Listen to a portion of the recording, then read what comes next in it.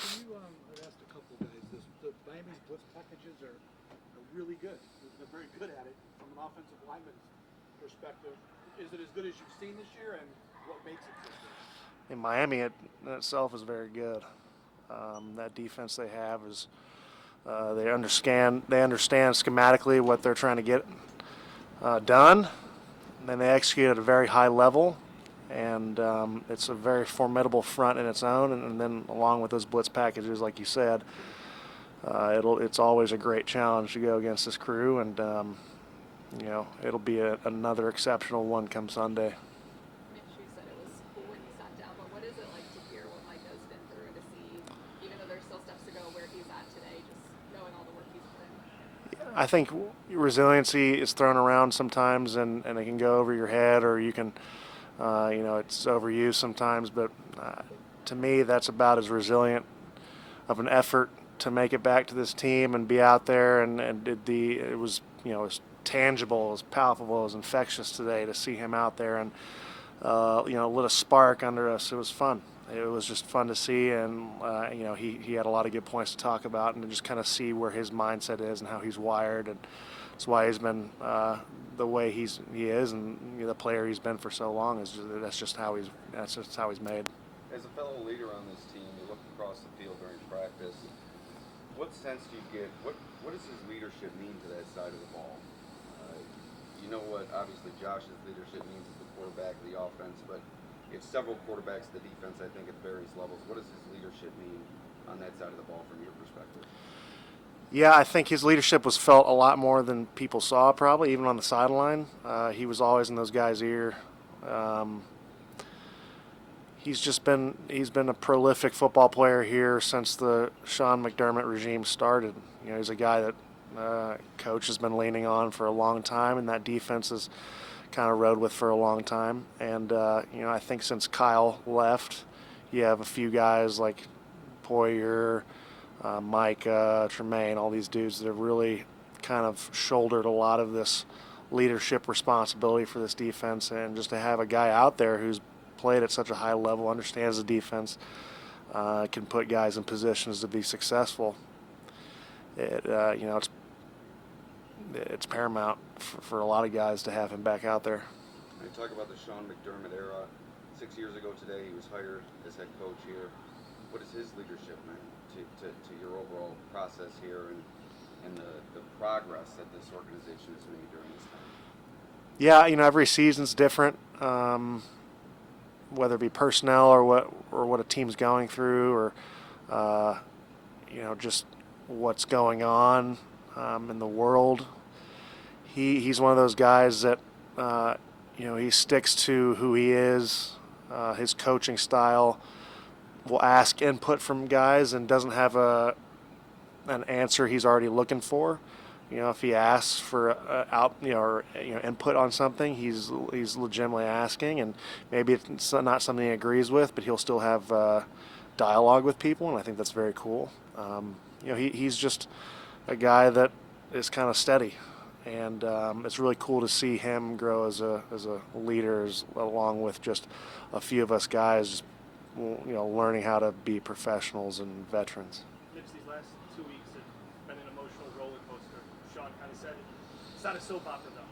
How do you recalibrate to get back to off the high maybe of Sunday and the good news of tomorrow to a dangerous Dolphins team coming here that has beaten you guys before? Yeah, well said. I think we had these last 2 days to reset. Everyone does that differently. I can tell you that this team is happy for DeMar and happy for his progress, elated, but we're focused on the task at hand, which we know is no small feat. This is a very dangerous team coming in here on both sides of the football. It really doesn't matter who's at the helm at quarterback for them. They have playmakers and a defense that can really carry this team, and it'll be just a really great competitive match come Sunday at 1.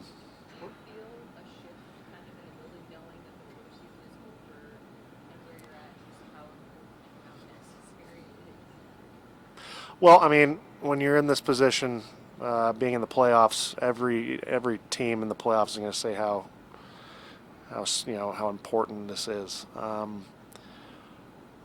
You find a balance between knowing what works, what got you to where you are, but also understanding that mistakes might be heightened.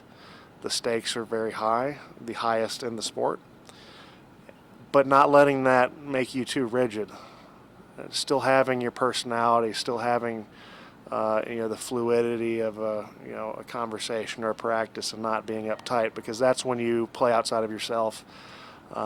So it is a fine balance, but we all understand what being in the playoffs means. It's a 1-week season from here on out, and what comes with that is heightened awareness, I'd probably say, of what's going on. I know that you don't block him every play necessarily, but what has made Christian Wilkins so tough, especially this year? He's really stepped up his game. Yeah, I'd agree. I think he's playing his best ball right now. A very multiple football player can line up at different positions on the D line and be disruptive. An athlete, I think a guy whose motor is pretty remarkable for his size and his position, and very competitive dude. And I think that's not lost upon anyone who watches him play. So it's a great challenge every time you go against him. And like you said, I think he's playing his best ball. A guy who can make a difference in both run and pass game, and one of those guys you definitely have to be aware of on the field. Sorry about that. You talked earlier about the heightened awareness of the postseason. You guys have been dealing with heightened expectations all year. I mean, you came into the year as preseason Super Bowl favorites, and you've had to sort of stomach that all year. What impact, if any, has that had on the locker room, dealing with those expectations? You're aware of outside perception. You're aware of outside noise at all times. But we understand the mortality of this team. Granted, that might be the wrong choice of words in this given moment, but we understand that anyone can beat anyone on any given day. We do not feel like we've been owed anything. We still feel like we're not owed anything. This team has beaten us before in a pretty embarrassing fashion. We have the utmost respect for this team and every team we're going to face possibly in the future. But, this is a team it's going to be a 4-quarter battle, and it's going to be an exciting atmosphere. But we don't put any extra pressure on ourselves, because we don't dictate ourselves as the Super Bowl champions until whoever plays that is going to go through it. So it's a 1-week season, like I said. No one has felt like we're going to step on that field and anything's going to be given to us. Exactly the opposite. We're going to have to go fight for it, because this team coming in here is very competitive and aggressors. Does it help that the familiarity? You know these guys. You know they beat you, and you know how tough it was to beat them back a little, like 3 weeks ago. How much does that help maintain the focus? Because this team is something that you know very well. Yeah, I think there's the flip side of that coin. They know us very well, right. Also. I'm not disparaging your point. I think it's a catch-22. You do have familiarity. They have familiarity with you, not only schematically but personnel-wise. You've put a lot of time on task. You've had a reps against these players, understand what's worked for you, what hasn't worked for you. That's a great question. I think it has its pros and cons, for sure.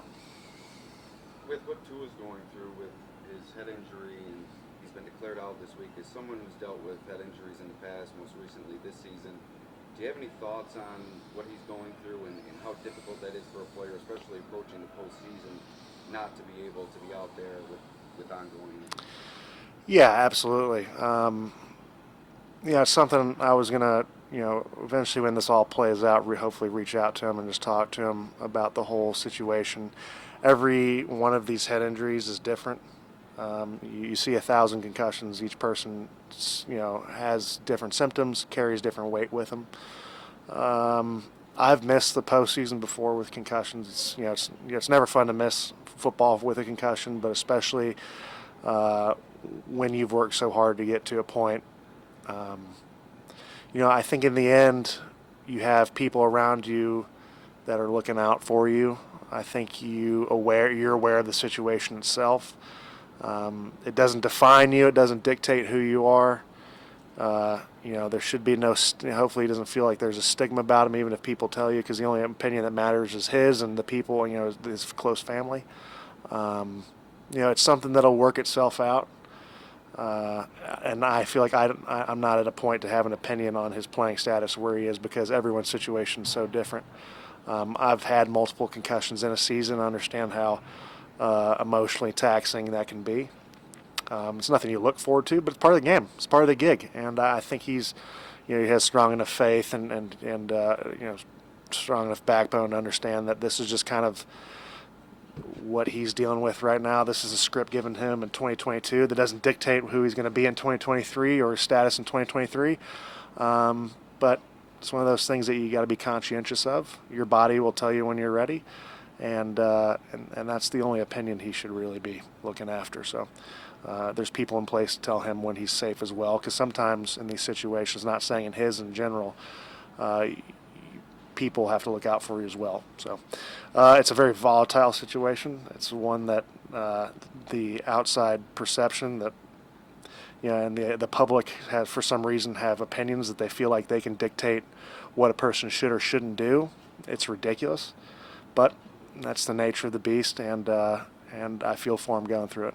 Do you recall anybody or anything you may have leaned on in your past experience when you did miss the postseason with that 93? Family and friends, just like anything. The family feel these injuries as much as anyone, and feel them probably more than you do. You understand your body, you understand what you're going through, but like I said before, the public has varying opinions on these things.